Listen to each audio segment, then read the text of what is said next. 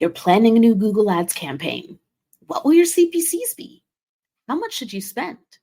Let's go inside Google Ads to answer your burning questions with one simple answer: Keyword Planner.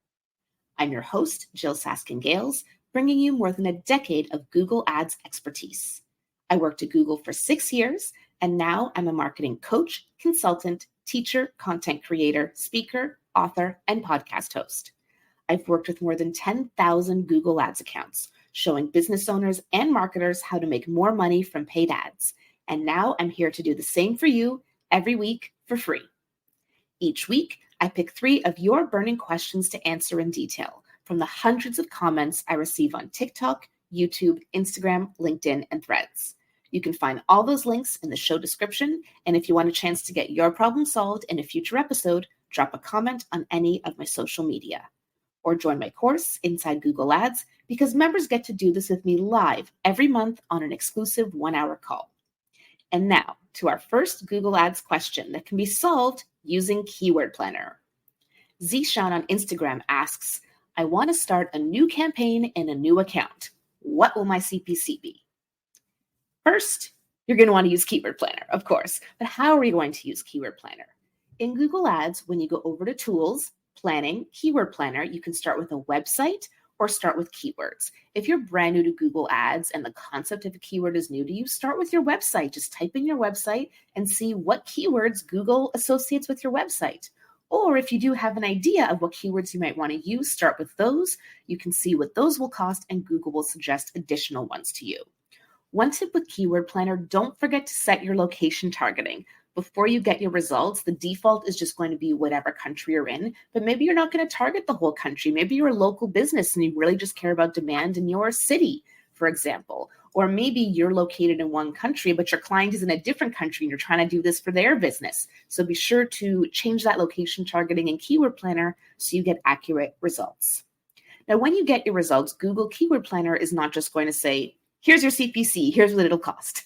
It'll give you a range of what it'll take to get to the top of the page. And so given that CPC range, I like to take an average. If it says like bottom of the range is $3 and top of the range is $7, what am I supposed to do with that? I'll just say, okay, $5, that's good. If in doubt, overestimate. It's better to have too much budget than not enough budget. Now, not every keyword will give you a CPC range. Some might show you the demand or the trends, but there just won't be a CPC there. So if that's the case, don't worry. It doesn't mean they're free, unfortunately, but just look at the range for similar keywords and assume it will be something similar. One thing to keep in mind if you're starting a campaign in a new account is that new advertisers often have higher CPCs. This is not because Google Ads is penalizing you. Specifically, it's because you don't have a quality score yet. And one of the key components of AdRank is quality score. So Google doesn't know what the quality of your ads are going to be yet. So anecdotally, I've just seen your CPCs are going to be a bit higher when you get started. But as long as you have highly relevant ads, great messaging, all those good foundational things in place, your CPC should come right down once you start advertising. If you're new to the Inside Google Ads podcast, you may not know that you can get the transcript of this episode and future episodes delivered to your inbox each week. You can go ahead and follow the link in this episode description to sign up. It's completely free. The next question brings us into a topic that's always popular when I talk about it on social media, and that's competitor targeting. Motivation and Mindset on TikTok asks, can you please explain how you do competitors' keyword research using their website and the Google Keywords tool? With pleasure. This is one of my favorite little tricks. So in Keyword Planner, you're going to want to choose start with a website, but don't type in your website. Type in your competitor's website. Then you can see what keywords Google associates with your competitor. And then you can use those keywords in your search campaign. This is what I call indirect competitor targeting. You're not advertising on their brand name. I mean, you can do that. It's called conquesting. So let's say I'm Nike and I want to show an ad for Nike when someone searches for Adidas. I can have Adidas as a keyword in my campaign. I can't use Adidas's name in my ad text because Adidas is trademarked, but I can have it as a keyword. So that's called conquesting, when one brand uses another brand's name as a keyword. And you can do that, but it can get quite expensive. Of course, the quality of your ads is not very high if someone's looking for Adidas and the ad pops up is for Nike.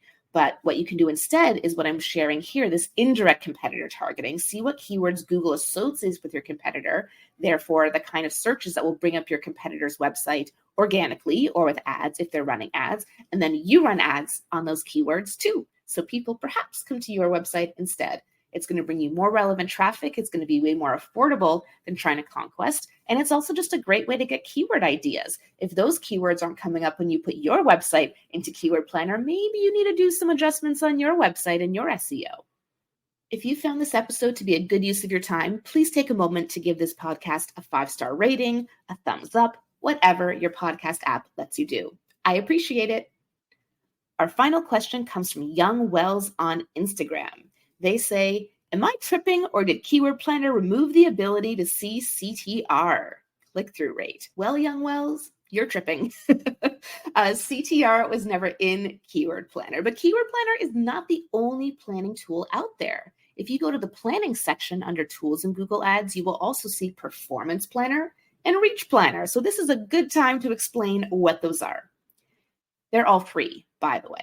Keyword Planner is a keyword research and budgeting tool that tells you the average search volume and CPC ranges of certain keywords. It uses historical data to help you plan your keyword-based campaigns. Performance Planner is a bit newer. It came out a few years ago, and it will forecast how your campaigns will perform in the future, and it will show you anticipated metrics like how much you'll spend, conversions, conversion rate, conversion value, and CPA or ROAS, depending on the goals of your campaign. So whereas Keyword Planner shows you historical data about what things have actually cost, Performance Planner uses your account data to forecast into the future of what your current campaigns will cost and the results they will get. It's a forecasting tool. And then third is Reach Planner, which is for planning video campaigns. You may need to request access from your Google rep if you have a Google rep in order to use this, but basically it lets you plan out how much reach you'll get given how much you spend. Unless you're planning, I would call them like intermediate YouTube campaigns, not just running a basic views campaign or a basic drive conversions, but like you want to have a real built out YouTube strategy. Reach Planner would be great for that, and you're going to want to get access to it. Otherwise, don't confuse yourself. Personally, I actually don't use Performance Planner much either. I should. I know I should. It's not part of my optimization schedule, and that's fine. But if you've never used it before, it'll only work if you're actively running campaigns because it forecasts the performance of current campaigns. Go ahead and check it out. It may be helpful to you. If you want to know what your CPCs will be, how much budget you need, or even how to affordably conquest your competitors, Keyword Planner is the place to be. We are now 8 episodes into the Inside Google Ads podcast, and we've discussed a whole range of foundational Google Ads topics: bidding, targeting, location settings, conversion tracking, performance max, lead gen, budgeting, and now Keyword Planner. If you're enjoying the discussion here but finding yourself a little bit lost on the fundamentals and some of the terminology I'm using, take a look at my newest course, Google Ads for Beginners. I'll guide you through step-by-step everything you need to know to successfully manage your Google Ads, explained with clear and simple language. Stop wasting time on outdated info and confusing tutorials and mind-numbingly long documents and start learning Google Ads today the easy way.